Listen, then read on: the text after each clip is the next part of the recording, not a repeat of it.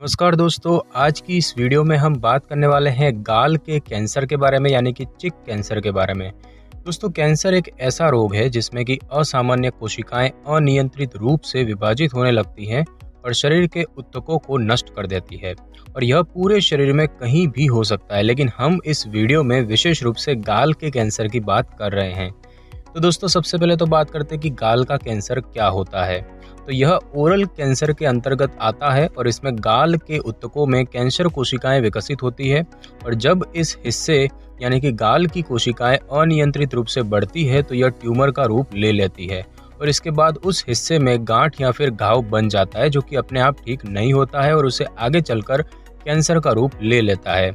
जब गाल के अंदरूनी हिस्से में कैंसर होता है तो इसे इनर चिक कैंसर कहते हैं। हालांकि इसे बकल म्यूकोजा कैंसर भी कहा जाता है।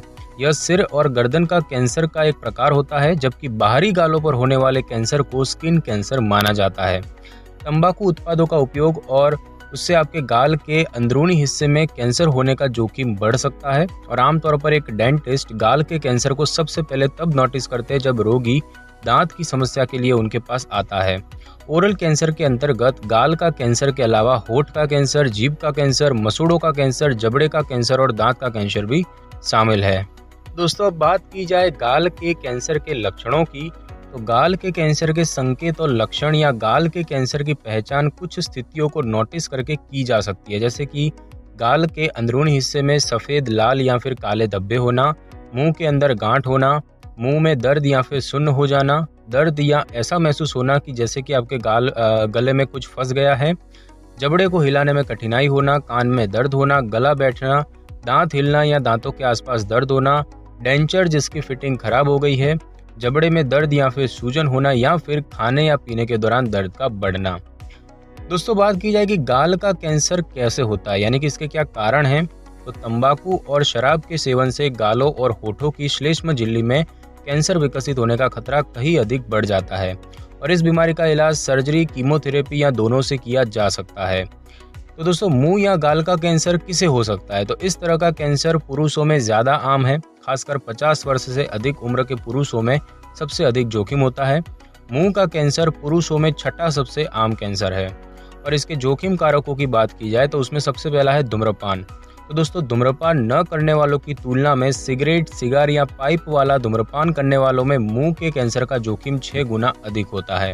और शराब के अत्यधिक सेवन की बात की जाए तो शराब न पीने वालों की तुलना में मुंह के कैंसर का जोखिम ऐसे लोगों में ज़्यादा होता है जो लोग शराब का अत्यधिक सेवन करते हैं।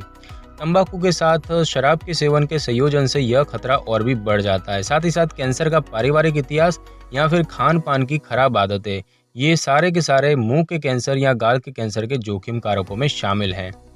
दोस्तों, बात की जाए इसके निदान की कि इसके निदान कैसे किया जा सकता है, तो गाल के कैंसर के निदान के लिए कुछ टेस्ट किए जा सकते हैं। जैसे कि फिजिकल एग्जाम की बात करें तो किसी भी तरह के ओरल कैंसर का संदेह सबसे पहले डेंटिस्ट को होता है और ऐसा तब होता है जब आप दांतों की नियमित रूप से जांच के लिए दांतों के डॉक्टर के पास जाते हैं।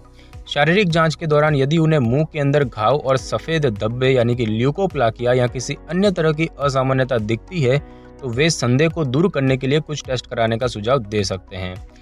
बायोप्सी की बात करें तो जांच के दौरान यदि कुछ संदिग्ध दिखता है तो डॉक्टर या डेंटिस्ट बायोप्सी कराने का सुझाव दे सकते हैं, जिसमें कि प्रभावित जगह से नमूना लिया जाता है और नमूना लेने के लिए वे एक खास उपकरण या फिर सुई की मदद ले सकते हैं और इसके बाद वे इसे लैब में माइक्रोस्कोप की मदद से जांचते हैं। एक बार जब मुंह के कैंसर का निदान हो जाता है तो डॉक्टर यह पता करते हैं कि कैंसर जो है वो कितना फैल चुका है। अब दोस्तों, बात करें गाल के कैंसर के इलाज की, तो इनर चिक कैंसर या गाल के अंदरूनी हिस्से में कैंसर का निदान यदि जल्दी हो जाता है तो इसके इलाज के सफल होने की संभावना बढ़ जाती है। गाल के कैंसर का इलाज में अक्सर सर्जरी शामिल होती है, जो कि head and neck cancer surgeon द्वारा की जाती है। इनर चिक कैंसर के उपचार का जो लक्ष्य है उसकी बात की जाए तो उसमें है कैंसर का इलाज करना, मुंह की कार्य क्षमता को बनाए रखना, कैंसर के वापस आने का जोखिम खत्म करना।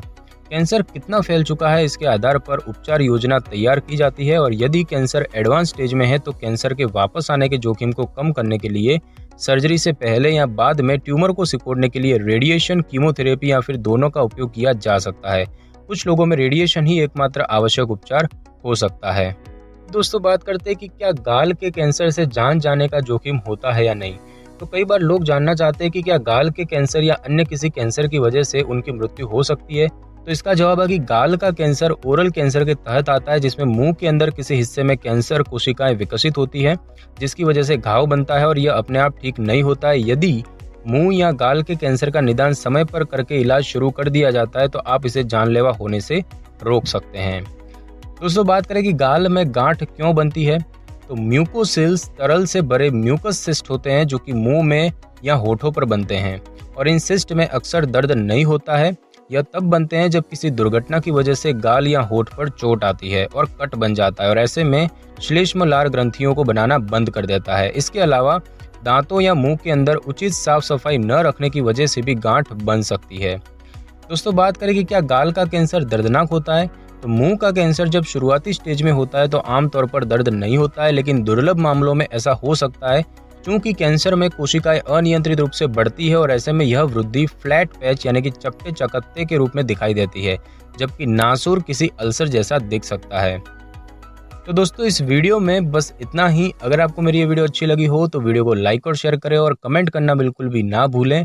और अगर आप हमारे चैनल पर नए हैं तो चैनल को कर ले सब्सक्राइब और बेल आइकन के बटन को कर ले क्लिक, ताकि मेरी नई वीडियो की नोटिफिकेशन सबसे पहले आपको मिल सके। Thanks for your time.